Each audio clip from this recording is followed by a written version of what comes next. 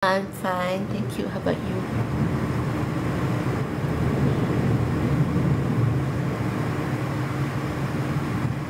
Yeah.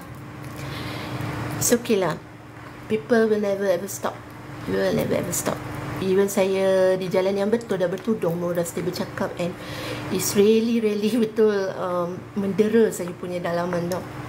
Sekali dua, berkali-kali saya live aja, it will never stop. Keep on provoke me. Dengan letak gambar arwah mama lain, dengan letak gambar seksi saya yang dulu lain, dengan nama yang bukan-bukan, add to cart. So I'm the one that face it too. Even saya dah block me pun still the same. So itulah ragam manusia, betul tak? Tak apalah, it's okay.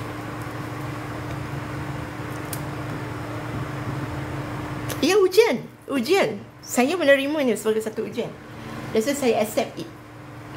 So tak kisah apa pun, ya. Stay strong, insyaAllah I will. So saya nak teruskan kehidupan. Sebab bayangkan kalau takkan berhari-hari saya tak live, saya asyik dengan duduk terperuk, duduk memikirkan bagaimana, apa yang harus aku buat, teruskan ke, tapi macam mana aku nak menghadap. You know, it's not easy for me. So it's better for me to macam ginilah. Sekali lagi saya cakap, ini bukan sesuatu yang baik. This is not a good example. Saya mengaku ini bukan sesuatu yang perlu dicontohi pun. But if let's say kalau ada di mana poster-poster saya tu yang menghiburkan anda atau ada yang sudut positif, ambillah.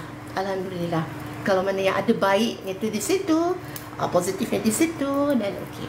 Alright? So